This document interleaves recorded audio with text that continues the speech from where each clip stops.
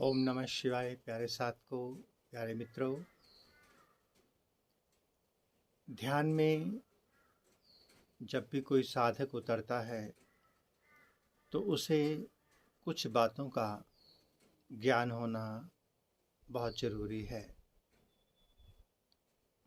आप जानते हैं कि सूर्य स्वर और चंद्र स्वर, इनका क्या महत्व है। जब भी साधक ध्यान में बैठने लगे, सबसे पहले उसे अपना स्वर चेक करना चाहिए कि उसका कौन सा स्वर चंद्र या सूर्य चल रहा है। ये देखना बहुत ज़रूरी है।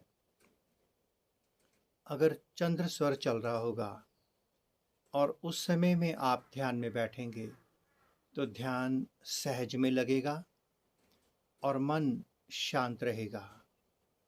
और अगर सूर्य नाड़ी चल रही है, अर्थात दायां स्वर चल रहा है, बायां बंद है, ऐसे में अगर आप ध्यान में बैठते हैं तो मन बैठने नहीं देगा, क्योंकि सूर्य रजोगुणी और तमोगुणी ऊर्जा का स्रोत है और चंद्र जो बाईं नाड़ी है वो शीतलता प्रदान करती है।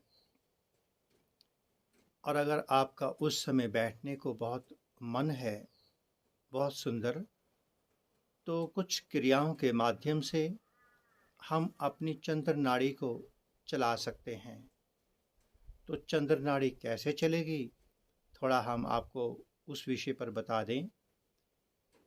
अगर दोनों स्वर बराबर चल रहे हैं तो भी ठीक है, चंद्र चल रहा है तो भी ठीक है, सूर्य चल रहा है तो उसको चंद्र में कैसे कन्वर्ट करना है, बदलना है, वो बताते हैं।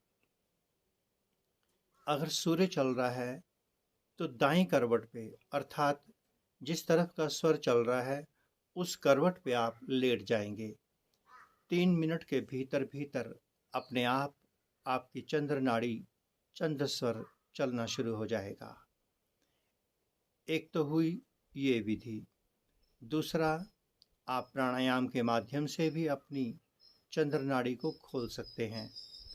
विधियां अनेकों हैं, किंतु सबसे सहज और आसान, आप दाईं करवट पे जब लेटेंगे, लेटने के 3 मिनट के भीतर भीतर बायां स्वर चल जाएगा।